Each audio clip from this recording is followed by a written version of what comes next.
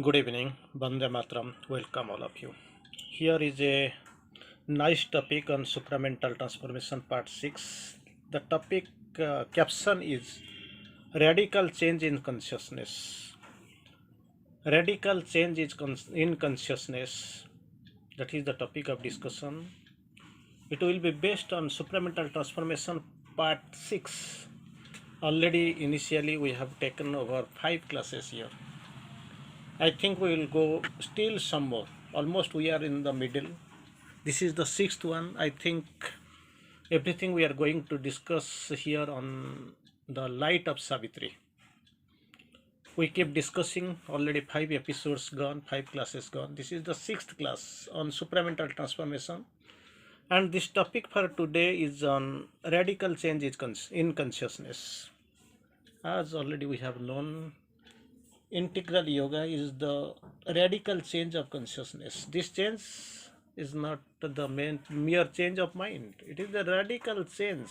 Sri Aurobindo quotes nicely.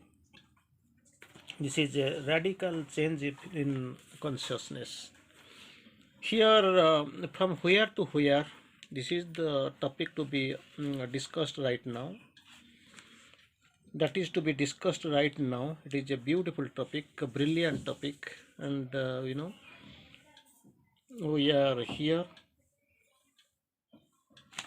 on this sixth part, episode sixth. Change in consciousness and a radical change in consciousness. Anyway, we are going for that. We have been discussing on radical change of consciousness from ignorance to knowledge. That change from ignorance to knowledge, which will result in a dynamic unity with the Supreme. That is what the requirement. Dynamic unity with the Supreme, which will be brought forward by as the result of radical change in consciousness from ignorance to light.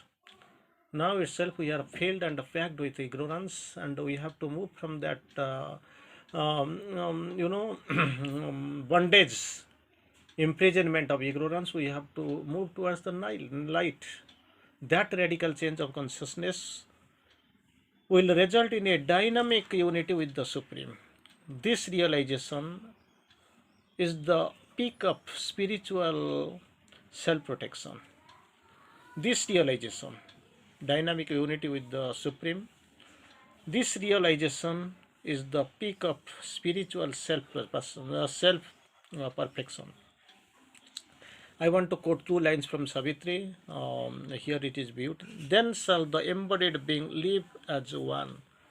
This dynamism, this union, which is mostly needful for us in this yoga, almost that is the aim of our yoga, aim of our sadhana.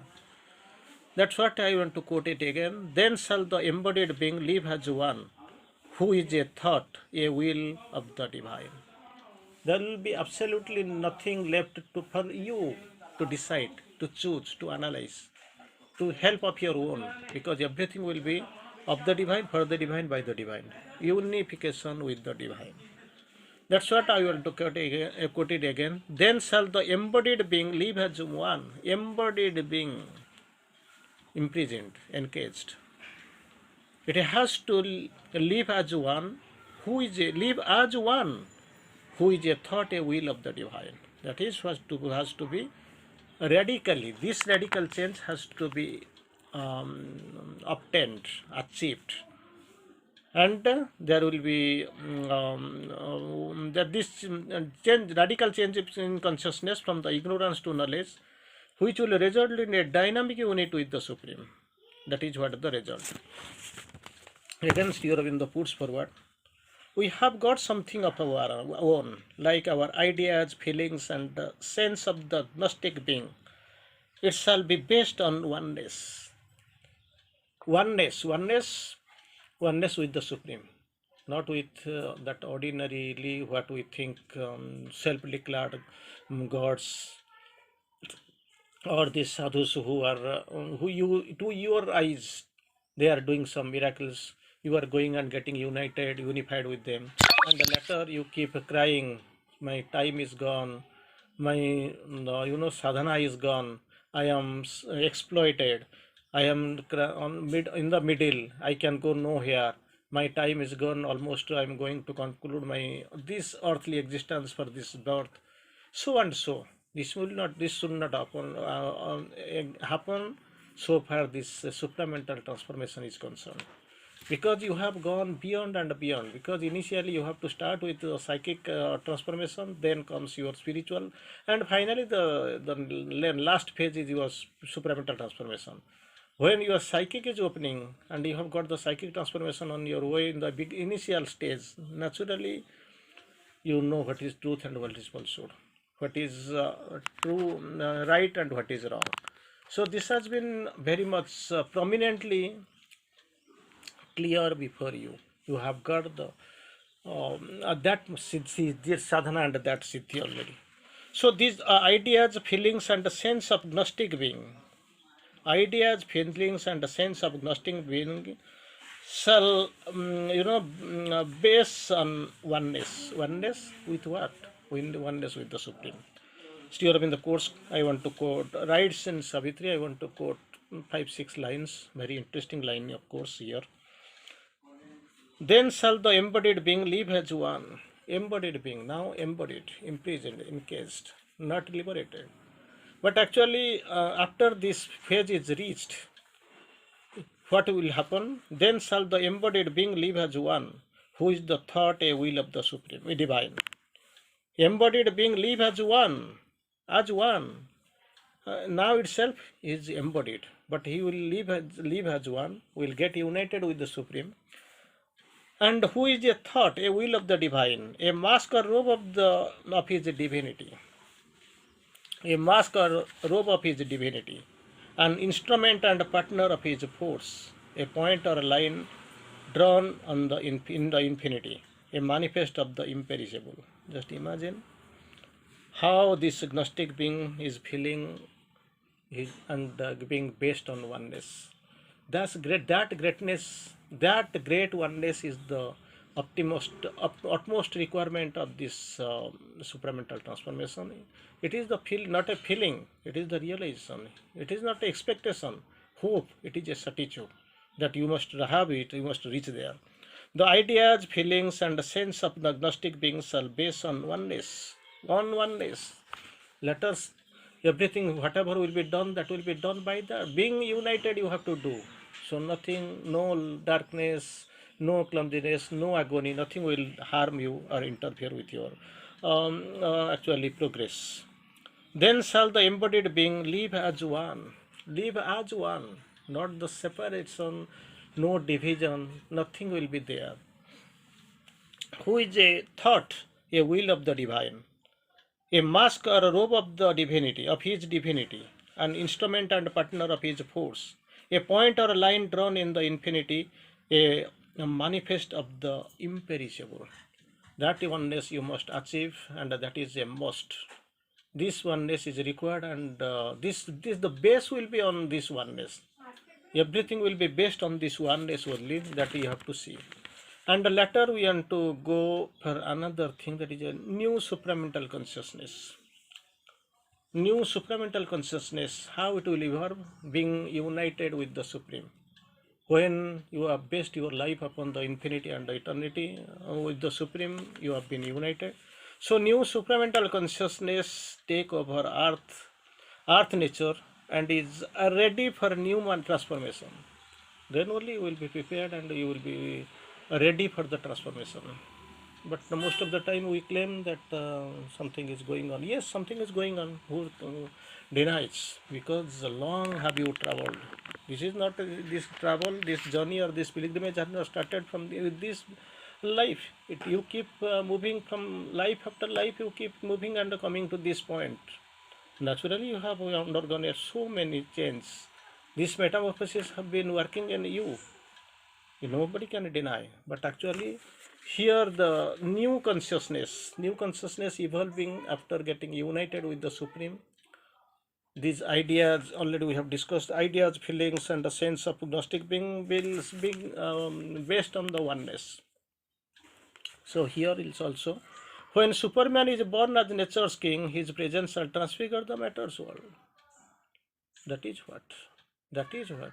Transfigure the matter's world.